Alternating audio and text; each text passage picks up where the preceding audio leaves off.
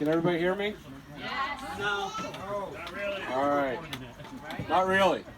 Well, you got to listen up because this is for you. Yep. Welcome, family, friends, and the 99% of you that I don't know. If you don't know me, it's Chris's fault. He's very lousy at introductions. That is true. Anyway, my name's Bill, and if you ask Joe, I'm the crazy guy that drove 5 hours here to see these two birds get hitched. Anyway, Joe, Nancy, thank you for opening your home to us tonight. We had a wonderful day today. It's going to be a wonderful evening tonight, so thank you very much. In 2001, I moved to Honesdale as a 21-year-old kid, away from mom and dad for the first time. And I was a firefighter back home, and I figured, well, why not join the fire department here? So I walked into engine company number 3, and as I walk through the doors, I see this young kid sitting in a lawn chair in front of the TV, and he's eating Chef Boyardee soup, cold, right out of the can, with a heaping pile of shredded cheese in it. Not, yeah, I still to this day, I can't figure that one out, but anyway, he looked at me and I looked at him and our eyes met. And as I walked across the floor, for some reason the music from Titanic started playing in my head. It was magical. It wasn't too long that we realized that we had a budding bromance that was going to last forever. And not too long later, Chris decided he was going to take me home to meet Kevin and Karen. And like a little lost puppy, he takes me in and he looks and he says, "Mom and Dad, can we keep him?" And they, of course, said yes, and I've been a part of the family ever since. And then along comes Brittany. A couple days later, I get to meet her, who absolutely looks stunning tonight. But enough about me. We're here for Chris and Brittany. And I want to tell you why Brittany chose Chris. Number one, he has impeccable taste. Because he picked me for his best man, of course. And, of course, he decided to dress like me. But I was honored 10 years ago to have Chris stand by my side as my best man at my wedding. And in those 10 years, I've learned a lot about marriage. And I'm sure anybody that's been here married as long as I have or longer, you'll probably agree. But I want to share some insight with you guys on what I've learned. Number one, which I forget, I got to get my cards out now.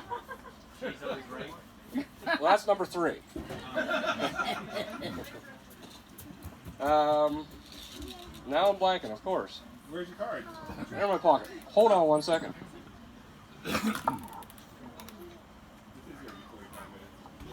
Well, I did hear that there was a rumor going around of how long this was going to take.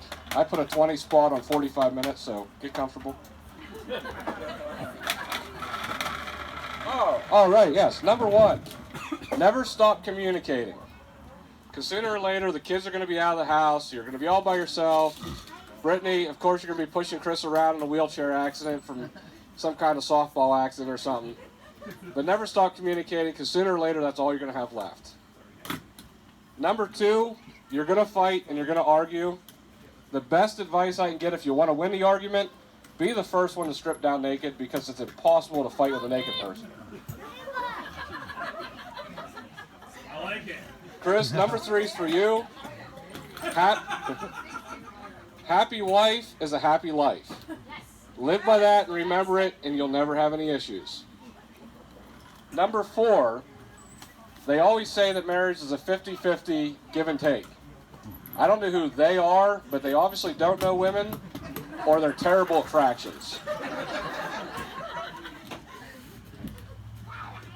And another reason, I forgot this earlier, but I got to get to this because it's a great talking point. Another reason why Brittany chose Chris is he's an amazing lover.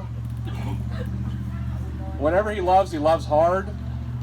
And I'll tell you what, there's nothing the guy wouldn't do for me.